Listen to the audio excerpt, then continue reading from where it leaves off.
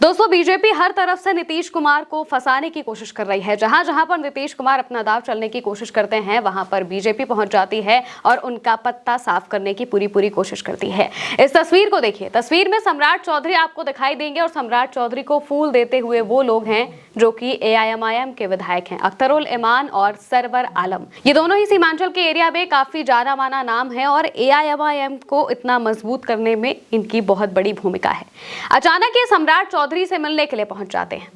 और आपको याद होगा कुछ वक्त पहले ही असदुद्दीन ओवैसी भरी सभा में इस बात का ऐलान करते हैं कि हम नीतीश कुमार को समर्थन देने के लिए पूरी तरह से तैयार हैं अगर वो सीमांचल का विकास करते हैं तो।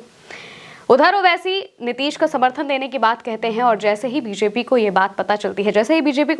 चलती है कि नीतीश कुमार उनकी इस बात को कंसिडर कर सकते हैं, नीतीश कुमार इसके बारे में सोच रहे हैं, बात करने की कोशिश कर रहे हैं, तभी बीजेपी अपना दांव चलने की कोशिश करती है और वो सम्राट चौधरी के जरिए ये दांव चलती है। सम्राट चौधरी इस वक्त बिहार में सबसे जाना माना नाम बन चुके हैं क्योंकि लगातार वो जिस तरीके से अपनी कार्रवाइयां कर रहे हैं, लगातार जिसे उन्हें जब गृह विभाग दिया गया इसके बाद से ही वो बिहार में माना जा रहा है कि वो दूसरे नंबर पर आ चुके हैं। नीतीश कुमार के बाद उन्हीं का सबसे ज्यादा दबदबा बिहार में है और नीतीश कुमार तो मुख्यमंत्री हैं इस वजह से, लेकिन मुख्यमंत्री के पास गृह विभाग होना चाहिए था, वो विभाग छीनकर सम्राट चौधरी को दे दिया जाता है और अब नीतीश कुमार को कमजोर करने के लिए अलग अलग पैतरे बीजेपी वक्त पर चला रही है। अब नीतीश कुमार को जिस तरीके से कमजोर करने की कोशिश हो रही है उसकी सीधी सी वजह यही है कि नीतीश कुमार चाहते हैं कि उनके कुनबे को बढ़ाया जाए और उसे बढ़ाने के लिए वो भी अपने हिसाब से लोगों से बात कर रहे हैं, विधायकों से बात कर रहे हैं। जैसे असदुद्दीन ओवैसी ने कहा था कि वो नीतीश कुमार को समर्थन देने के लिए तैयार हैं, तो नीतीश कुमार सबसे पहले तो उन 4 विधायकों के गैप को भरना चाहते हैं जो कि बीजेपी और जेडीयू के बीच में है। बीजेपी की 89 सीटें हैं, जेडीयू की 85 सीटें हैं, बीच में 4 का गैप आता है। 4 विधायक ज्यादा है बीजेपी के पास जेडीयू से और इन्हीं 4 के भरोसे ही बीजेपी लगातार नीतीश कुमार पर दबाव बना रही है। नीतीश कुमार चाहते हैं कि उनके पास ज्यादा विधायक हों जिससे कि उनके पास ज्यादा लोग हों जो उनकी बात को सुने और इससे बीजेपी का दबाव भी उनके ऊपर से थोड़ा कम पड़ जाएगा अगर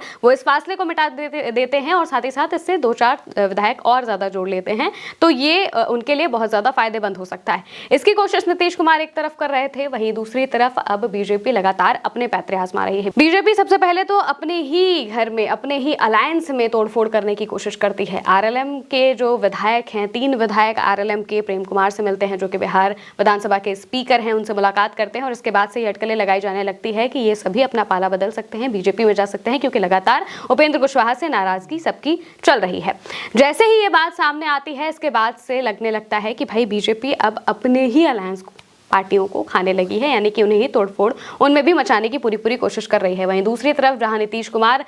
इस बीच कोशिश करते हैं कि भाई वो भी अपना कुनबा बढ़ाएं और इसके लिए वो अलग अलग विधायकों से बात करें। ऐसा कहा जा रहा था कि उनकी बातचीत बीएसपी के विधायक से भी चल रही है, आईआईपी के विधायक से भी चल रही है क्योंकि एक सीट दोनों के पास है और दोनों से इनकी बातचीत चल रही है।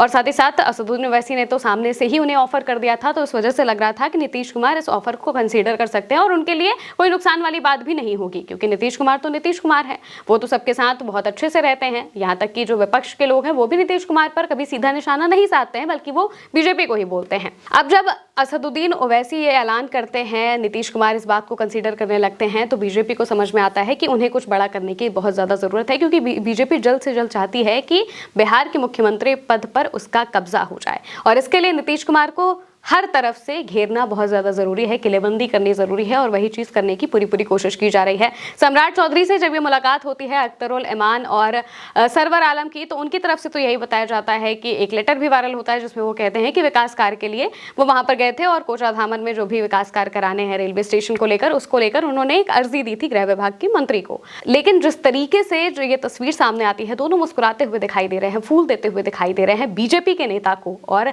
दे रहे हैं एआईएमआईएम के नेता। लगातार ये आरोप लगते हैं एआईएमआईएम पर कि वो बीजेपी की बी टीम है। ऐसे में अगर उनके विधायक गुपचुप इस तरीके से मिलते हैं बीजेपी के नेताओं से और ये चीज़ें करते हैं तो जाहिर सी बात है कि इसको लेकर बातें बननी या बातें होनी बहुत ज़्यादा ज़रूरी हो जाती हैं क्योंकि असदुद्दीन ओवैसी हमेशा से बीजेपी के खिलाफ बयानबाजी करते हैं और बार बार वो ये बोलते हैं कि वो बीजेपी को छोड़कर किसी के भी साथ गठबंधन कर सकते हैं और इसी वजह से उन्होंने नीतीश कुमार का नाम लिया था समर्थन देने के लिए। लेकिन अब बीजेपी उन्हीं के विधायकों को तोड़ने की कोशिश कर रही है और अगर आने वाले वक्त में ये दोनों बीजेपी में शामिल हो जाएं तो ये बहुत बड़ी बात नहीं होगी क्योंकि ये तस्वीर उसी का संकेत दिखा रही है। हालांकि एआईएमआईएम के विधायक ऐसे नहीं हैं जो मौजूदा वक्त में है, क्योंकि अख्तरुल इमान वो नेता है, जब 2020 में AIMIM ने 5 सीटें जीती थी तो उनमें से 4 विधायक RJD में शामिल हो गए थे, लेकिन जो नहीं शामिल हुए थे वो अख्तरुल इमान ही थे। वहीं दूसरी तरफ अब सरवर आलम भी हैं। अब ये देखना होगा कि ये दोनों आखिर अपना फैसला क्या लेते हैं, और सबसे बड़ी बात कि बीजेपी ऐसा क्या करने की कोशिश कर रही है जो विपक्षी नेताओं पर लगातार वो डोरे डाल रही है और नीतीश कुमार को कमजोर करने की पूरी कोशिश कर रही है। जिस तरीके से नीतीश कुमार के खिलाफ जो एक नैरेटिव है वो बनाने की कोशिश बीजेपी अब भी कर रही है, उससे साफ पता चलता है कि बहुत जल्द बीजेपी बिहार की गद्दी पर अपने मन मुताबिक नेता बैठाना चाहती है। वो नेता कौन होगा ये भी आने वाले वक्त में पता चलेगा। फिलहाल के लिए मेरे साथ इस खबर में इतना ही। आप देखते रहिए उल्टा चश्मा यूसी।